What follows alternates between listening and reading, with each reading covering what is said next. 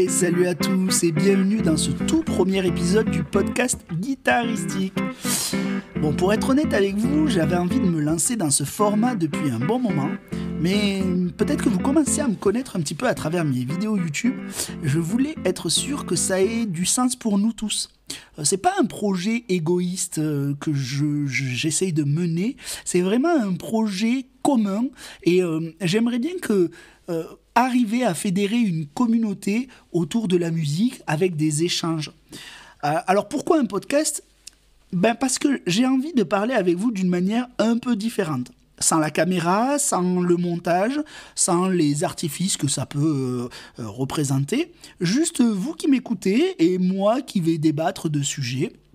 Alors parfois, j'ai l'ambition d'inviter certains d'entre vous et à discuter avec moi pendant le podcast. Donc on verra comment tout ça évolue.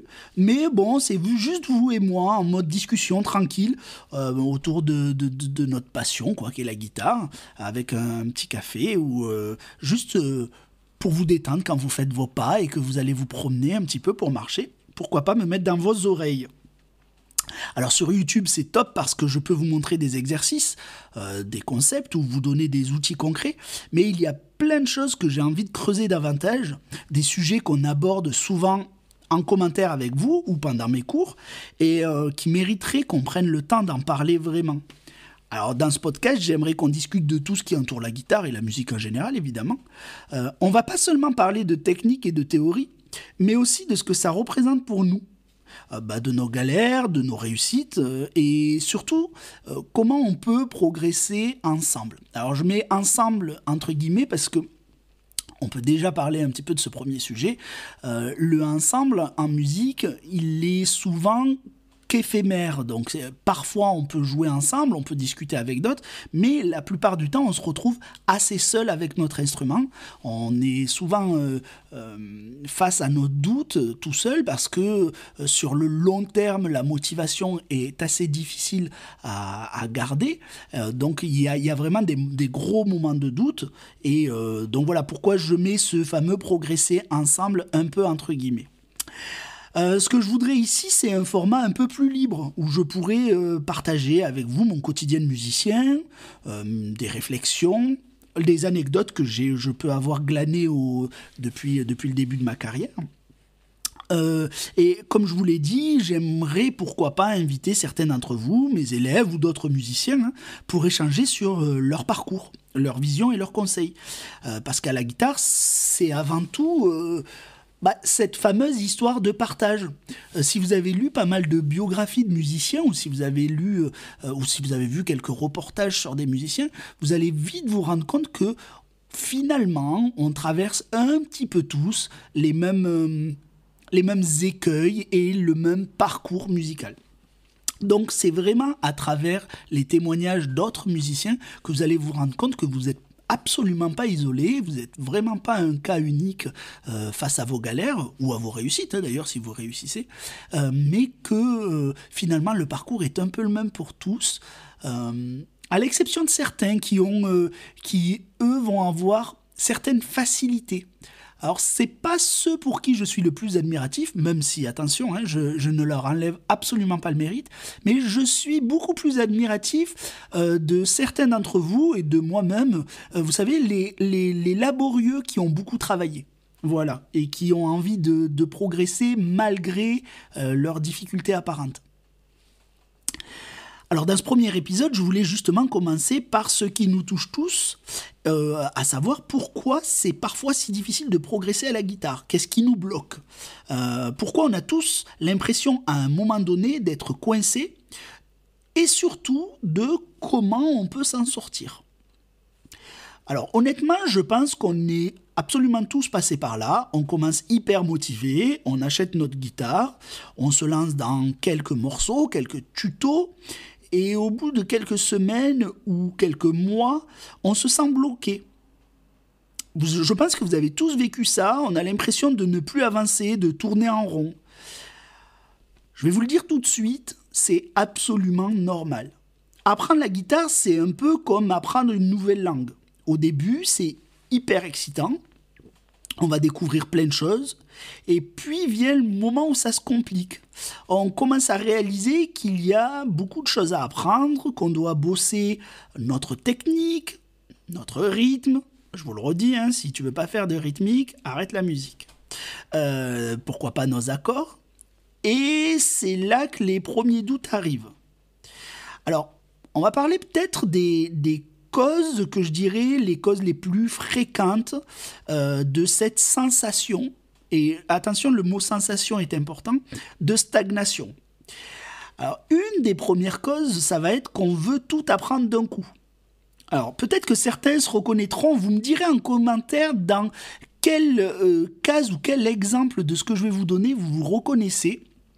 C'est hyper intéressant parce que je vais essayer de vous donner des solutions à tout ça. Donc, on veut tout apprendre d'un coup. Alors là, on va forcément se disperser. Moi, j'appelle ça papillonner, en fait, d'un sujet à l'autre. On veut maîtriser tous les styles, tous les accords, toutes les techniques. Et puis finalement, résultat, on finit par ne rien vraiment approfondir. Alors, je l'ai vécu moi-même, effectivement. Un jour, je voulais jouer du jazz, le lendemain du rock. Et au final, j'avançais un petit peu sur rien. Je pense que certains d'entre vous voient de quoi je parle. Alors ça, c'est vraiment quelque chose sur lequel vous devez faire attention. Vous devez à un moment donné vous fixer. Alors, je n'ai pas dit qu'il fallait n'aborder qu'un seul style ou qu'un seul sujet, mais vous devez approfondir le sujet ou la connaissance que vous essayez d'acquérir. D'accord ? Ne passez pas d'une chose à l'autre sans être sûr que ce que vous avez appris fait maintenant partie de votre capital de musicien. Voilà. Bon, pour moi, vous devriez passer... Alors, c'est très variable en termes de temps, mais vous devriez passer un bon moment à vous assurer que ce que vous faites, que ce que vous avez fait, ce que vous avez appris est acquis. D'accord ? Avant de passer à autre chose. Un autre écueil, ça va être souvent de comparer notre progression aux autres. Là, avec les réseaux sociaux, on voit des guitaristes ultra doués qui enchaînent des solos de folie et forcément on se dit « je suis nul ». Mais ce qu'on oublie, c'est que chacun avance à son rythme et surtout que personne ne nous montre les heures de galère derrière chaque vidéo parfaite. Vous ne connaissez rien de la vie de ces musiciens-là. Vous n'êtes peut-être pas prêt à donner tout ce qu'ils ont donné en termes de temps, en termes d'investissement, en termes d'abnégation pour en arriver là où ils en sont. Et vous ne pouvez pas vous comparer à ce genre de musiciens sans connaître leur parcours parce que c'est biaisé en fait. Votre vision de leur réussite est biaisée. Et surtout, votre vision de votre propre échec finalement est biaisé par le fait que vous ne savez pas ce qu'ils ont mis en place pour y arriver. D'accord ? Donc vous ne savez même pas si c'est pas un petit peu faux et monté, etc. Mais imaginons que ce soit vraiment joué tel quel en live, juste enregistré avec la caméra mais en une prise. Même comme ça, ne vous comparez pas parce que vous ne savez pas ce qu'ils ont donné et les heures que ça a nécessité. Et puis, autre chose, c'est vous n'êtes pas obligé de jouer comme eux. D'accord ? C'est attention à ne pas sacraliser ce qu'est le plaisir à la guitare. Si vous imaginez que vous prendrez plaisir parce que vous êtes extrêmement technique, extrêmement bon sur l'instrument, vous vous trompez. À chaque étape, vous allez vous rendre compte que c'est faux en fait. Plus on progresse et plus on est pointilleux, plus on est tatillon, plus on remarque ses défauts, ses erreurs, etc. Et au final, je suis pas sûr que je prenne... Alors, je prends certainement plus de plaisir aujourd'hui parce que je suis capable de jouer ce que je veux, alors qu'au début, je devais sélectionner et jouer ce que je pouvais, mais je ne suis pas certain que... Pardon. Que je ne prenais pas autant de plaisir au début, lorsque je suis arrivé à jouer ma première chanson avec 4 accords, qu'aujourd'hui avec des accords jazz et des harmonies extrêmement compliquées. Donc attention à ne pas sacraliser, je le dis, à ne pas sacraliser ce que vous imaginez être l'aboutissement du parcours de musicien. Voilà. On va passer à un autre truc, mais voilà, j'essaye de juste survoler un petit peu les différents points que je vous cite. Un autre sujet, ça peut être le manque d'organisation. C'est bien beau de dire je vais bosser la guitare, mais sans un minimum de plan, un minimum d'organisation, de plan, on tourne vite en rond à mon avis. Un peu de gamme par-ci, un peu de rythmique par-là, et au final, on a l'impression de ne rien vraiment maîtriser. Je crois, hein. Et puis, il y a aussi le facteur mental. Apprendre un instrument, c'est un marathon, c'est pas un sprint. Ça, je pense que on vous l'a déjà dit, vous l'avez beaucoup entendu, et il faut accepter que la progression prend du temps. Et qu'il va y avoir des hauts et des bas. Ça fait vraiment partie du parcours de chaque musicien. C'est quelque chose à accepter. À partir du moment où vous l'avez accepté et, attention, vraiment intégré, vraiment accepté, à partir de ce moment-là, les bas sont moins impactants.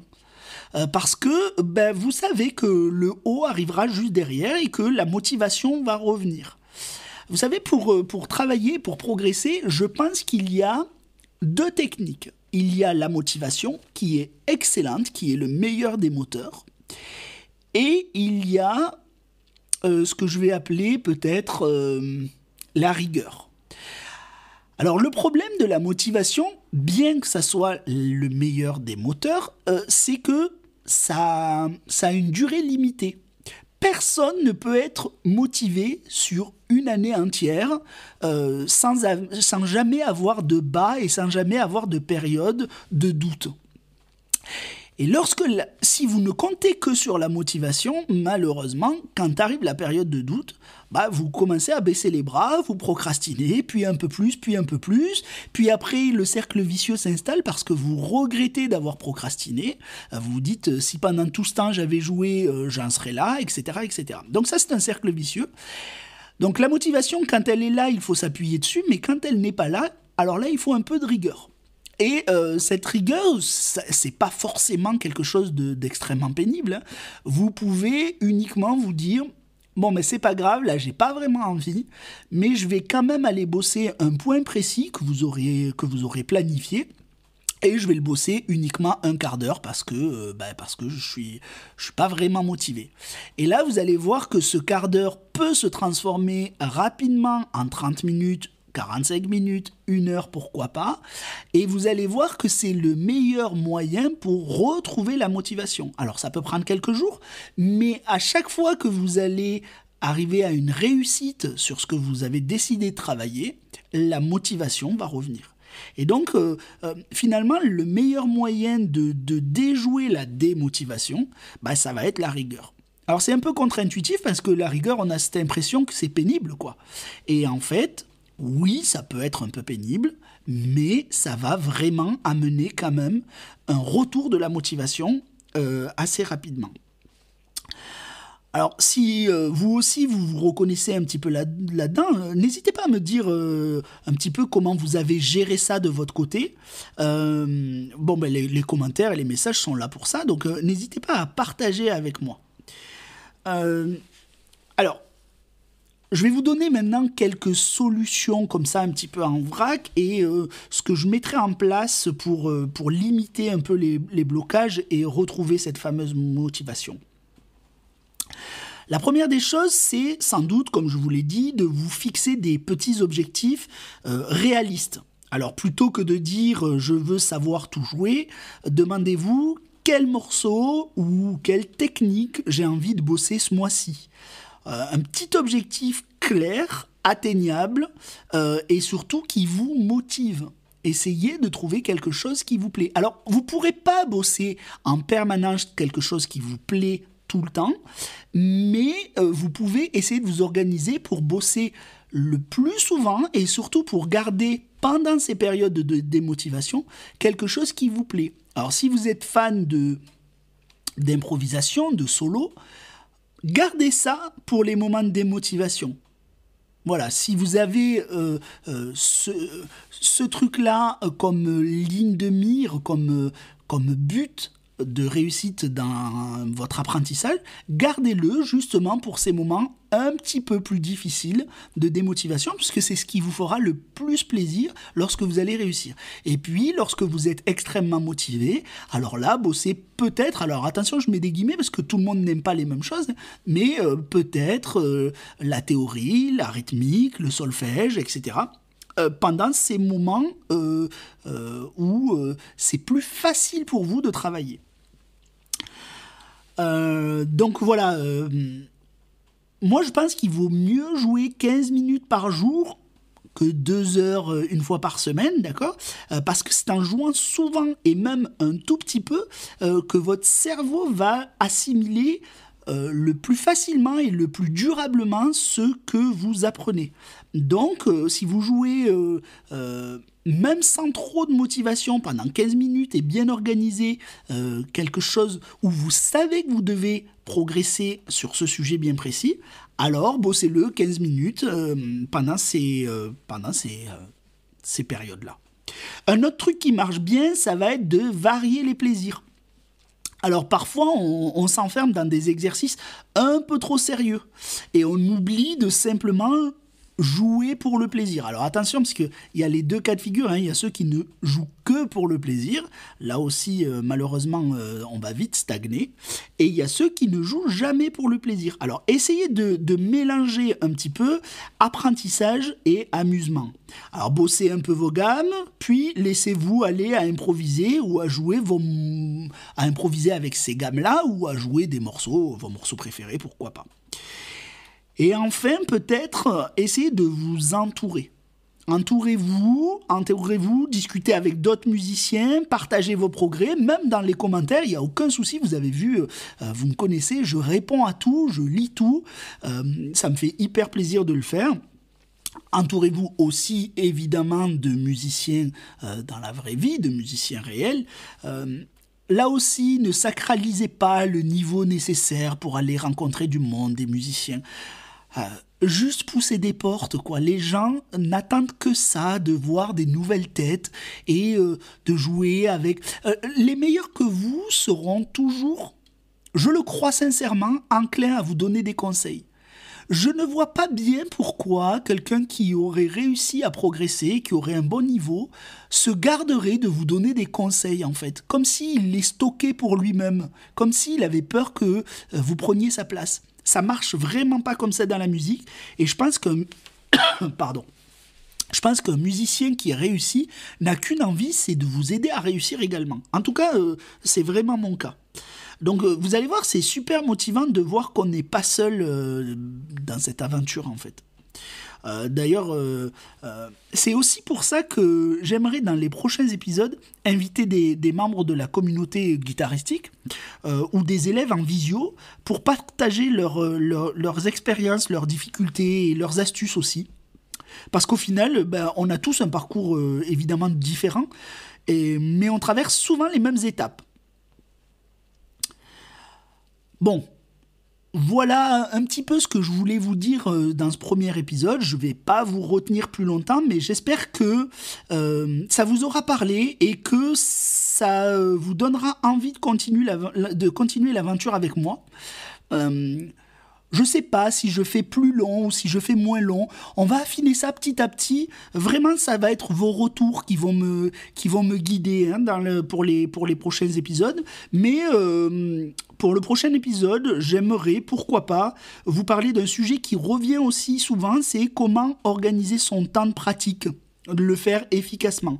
On pourrait discuter de ça. On pourrait voir ensemble quelques astuces pour éviter de perdre du temps et pour essayer de progresser intelligemment parce que bien souvent c'est là que le bas blesse. En attendant, dites-moi en commentaire ou sur les réseaux ce que vous avez pensé de ce format. Si vous avez des suggestions et des sujets qu'on pourrait aborder ensemble et surtout si vous avez envie de participer à un épisode pour partager votre expérience avec moi. Merci d'avoir écouté ce premier épisode. N'hésitez pas à liker et à mettre, vous savez, je sais pas comment ça marche exactement sur Spotify et sur Apple Podcast, mais à mettre 5 étoiles et des commentaires, parce que je pense que c'est uniquement comme ça que le podcast trouvera son essor. Donc on va essayer de faire ça ensemble si vous voulez bien me donner un peu de force.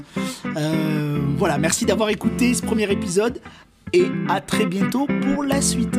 Bye bye.